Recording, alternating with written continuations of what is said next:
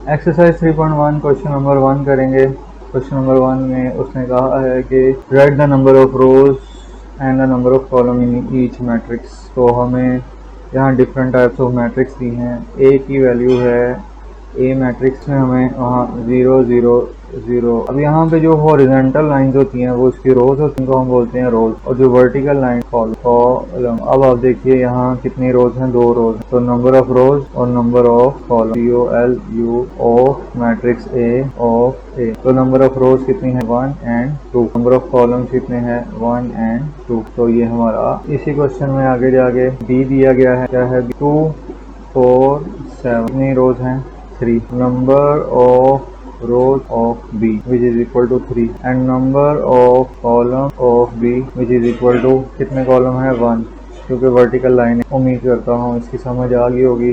अब C है 8 and 11। तो number of rose of C, कितनी रोज हैं, एक ही रो है, सीधी लाइन हॉरिजॉन्टल लाइन एक ही है। तो number of column of C, कितने कॉलम है, 1 2 and 3, 3 वर्टिकल लाइन लगाई जाती है। तो आगे जाके D, तो D की वैल्यू हमें दे दी गई है 3 2 1 1 0 3 4 5। तो number of rose of D, कितनी रोज हैं, 1 2 and 3, 3 horizontal line. Number of column of D, vertical लाइनें कितनी हैं, 1 2 and 3 रोज और कॉलम बता दें। अब इसमें ई जो है वो क्या है, 5 9 and -2 -3 4। तो number of rose of E and number of column of, number of रोज कितनी है, 2 हॉरिजॉन्टल लाइन और वर्टिकल लाइन 3। ये क्वेश्चन नंबर 1 है। उम्मीद है आपको इसकी समझ आ गई। एक्सरसाइज 3.1 क्वेश्चन नंबर 2, हमने ऑर्डर बताना है। किसी भी मैट्रिक्स का ऑर्डर क्या होता है, ऑर्डर होता है उस मैट्रिक्स का number of rose by number of column. ये आपने याद है, तो आपने इसको बस दिमाग में रखना, ऑर्डर क्या होता है। अब आपको एक मैट्रिक्स दिया गया है A1, 0। तो आपने यहाँ लिखना है ऑर्डर ऑफ A, क्या है, की रोज कितनी है, 2, यहाँ लिखना है 2, फिर लिखना है बाय, कॉलम कितने हैं, 1 और यहाँ 1। तो ये इसका ऑर्डर। बी आपको दिया गया है 3 and 4। तो ऑर्डर ऑफ बी, कितनी रोज हैं, 1, तो 1 रो बाय कॉलम कितने हैं, 2, तो वर्टिकल लाइन 2 है, तो इसका ऑर्डर हो गया 1/2। सिमिलरली सी है, सी क्या दिया गया है, 3 5 5। ऑर्डर ऑफ सी, कितने हॉरिजॉन्टल रोज हैं, 2 बाय वर्टिकल रोज कितनी हैं, 2, तो 2/2 इसका ऑर्डर। इसी तरह डी दिया गया है 0 3 4 5 0। ऑर्डर ऑफ डी, कितनी रोज है, 2 रो बाय कॉलम कितने हैं, तो ये 2/3 आ जाए। फिर ई जो है, ई क्या दिया गया है, 0 1 3 4 5। Order of 1 2 and 3, 3 rows, column कितने हैं, 1 and 2, 3 बाय। और लास्टली आपके पास एफ जो है वो है 5। कितनी रोज है, order of F 1/1 row and 1 column. उम्मीद है आपको इस क्वेश्चन की समझ आ गई। क्वेश्चन नंबर 3 है। अब आपके सामने ये क्वेश्चन है, कहते हैं कौन से जो मैट्रिक्स हैं वो एक दूसरे के इक्वल। तो ए मैट्रिक्स दिया गया है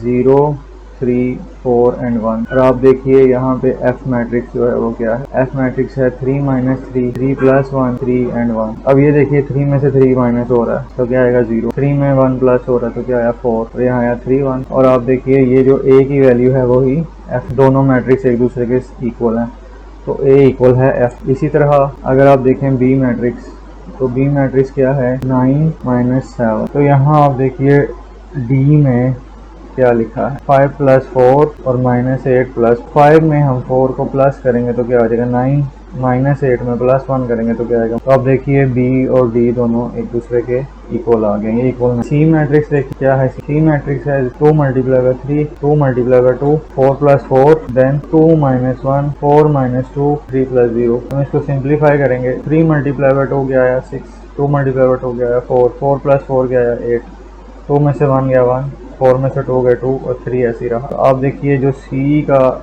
आंसर है वो डी मैट्रिक्स भी वही है, ये देखें 6 1 4 2 8। यहाँ आप लिखें C = D। उम्मीद करता हूँ आपको इस क्वेश्चन की समझ आ गई हो। 3.1 exercise question number 4, find the value of A B C। तो हमें वैल्यू क्वेश्चन दिया गया है A + 2 B - 1 C - 3 and D + which is equal to a certain matrix 5 8 6 and 4। तो हमने यहाँ 1/1 सारी वैल्यूज को एक दूसरे के इक्वल कर देना है। A + 2 किसके इक्वल है, 5 के, ये देखें फर्स्ट वैल्यू यहाँ फर्स्ट वैल्यू के इक्वल है, तो +2 दूसरी तरफ जाके क्या हो जाएगा -2, a की वैल्यू आ गई 3। सिमिलरली b -1 ये वाली वैल्यू यहाँ 6 के इक्वल होगी, ये -1 है, उधर जाके क्या हो जाएगा +1, तो b की वैल्यू आ जाएगी। सिमिलरली यहाँ हम c की वैल्यू को ऐसे निकालें, c -3 किसके इक्वल है 8 के, -3 उधर जाके +3 हो जाएगा, c की वैल्यू हो जाएगी 11। और इसी तरह आपने d की वैल्यू फाइंड करनी है, d + 4 = 4, +4 है उधर जाके -4 हो जाएगा, 4 में से 4 माइनस हुआ, तो ये हमने a b c and d की वैल्यूज को फाइंड आउट। ये देखें a की वैल्यू 3 है, b की वैल्यू 7, c 11। तो उम्मीद करता हूँ आपको इसकी समझ आ गई। 3.1 exercise question number 5, 2x + 1 7 4 and 5 which is equal to 9 7 4 and y। तो हमने देखना है अननोन वैल्यूज x और y को फाइंड करना है। तो 2x + 1 यहाँ किसके इक्वल है, ये देखें ये वैल्यूज इसके इक्वल हो जाएगी, तो 2x + 1 किसके इक्वल आ गया 9 के, +1 है इधर आके -1 हो गया, 9 में से 1 गया 8 आया, x की वैल्यू आ जाएगी 8/2, 8 को 2 पे डिवाइड करेंगे तो x की वैल्यू आ जाएगी 4। सिमिलरली यहाँ y को इक्वल किया, 5 इज इक्वल हो गया y के, तो इक्वेशन वैल्यू स्वैप हुई तो y की वैल्यू आ गई 5। हम वेरीफाई कर लेते, तो ये देखिए x की वैल्यू 4 है और y। उम्मीद करता हूँ आपको इसकी समझ आ गई होगी। एक्सरसाइज 3.1 क्वेश्चन नंबर 6 कहता है if a + b 3b + 2 and 2d - 1 and 4 which is equal to 10 5 11 and c, तो find the value of a b c d। सबसे पहले हम इसको सिंपल जो वैल्यू है हमें सॉल्व करेंगे, तो ये देखेंगे वैल्यू क्या आ जाएगी यहाँ से 4, इनको इक्वल करेंगे, c इज इक्वल आ जाएगा 4 के। इसी तरह ये वाली वैल्यू इसको एक दूसरे के इक्वल करेंगे, तो हमारे पास क्या आ जाएगा 2d - 1 which is equal to 5, -5 -1 उधर आगे हो जाएगा +5 + 1 की वैल्यू आ जाएगी 6/2, d की वैल्यू आ गई 3। आपको समझ आ गई। अब हमने करना है दूसरे को, आप देखिए इनको हम यहाँ से इन वैल्यूज को इक्वेट करेंगे तो क्या आ जाएगा 3b + 2 which is equal to 11, 3b is equal to 11 - 3b is equal to 11 में से 2 माइनस हुआ 9 आया, b की वैल्यू होगी 9/3, तो b की वैल्यू आ गई 3। अब हम इन वैल्यूज को एक दूसरे के इक्वल करेंगे यहाँ, तो a + b किसके इक्वल आ गया 10 के, b की वैल्यू हम यहाँ से पुट कर लेंगे, a + 3 = 10। और इसी तरह हम जब इसको सॉल्व करेंगे तो a की वैल्यू हो जाएगी 10 माइनस और a की वैल्यू आ गई 7। तो यहाँ हमारे पास a b c और d की वैल्यूज आ गई। हम इसको वेरीफाई कर लेते हैं, a की वैल्यू 7, b की वैल्यू 3, c की वैल्यू 4 और d की वैल्यू 3। यही हमारा आंसर है। उम्मीद करता हूँ आपको इसकी समझ आ गई हो। Exercise 3.1 question number 7, p + q 11 5 and p - 2q which is equal to 6 5 11 and 0 में वैल्यूज। अब हम इन वैल्यूज को इक्वेट करेंगे और इन वैल्यूज को इक्वेट करेंगे, तो p + q is equal to 6। Similarly यहाँ से p - 2q करेंगे विच इज इक्वल आ जाएगा 0। इक्वेशन 1 है और ये इक्वेशन 1 में से 2 को माइनस कर, p + q which is equal to 6, p - 2q which is equal to 0। जब हम माइनस करेंगे तो यहाँ साइन चेंज हो जाए, ये वाली दोनों आपस में क्या हो जाएंगी कैंसिल आउट, ठीक है। ये वाली हमारे पास यहाँ क्या बचेगा 3q which is equal to 6, तो q की वैल्यू इज इक्वल टू 6 हो जाएगी और 3 डिवाइड हो जाएगा, q की वैल्यू क्या आ गई 2। अब ये जो q की वैल्यू है ये हम इक्वेशन 1 में पुट करेंगे। इक्वेशन 1 थी p + q which is equal to 6, p + q की वैल्यू हमने 2 पुट कर दी, तो ये 2 है, दूसरी तरफ जाके क्या हो जाएगा -2, तो p की वैल्यू आ जाएगी 6 - 2, 6 में से 2 को माइनस करेंगे, p की वैल्यू आ जाएगी 4। तो ये दो हमारे आंसर हैं p और q के। हम इसको वेरीफाई करते हैं, तो देखिए p की वैल्यू 4 है और q की value, that is our answer. उम्मीद करता हूँ आपको इसकी समझ आ गई होगी।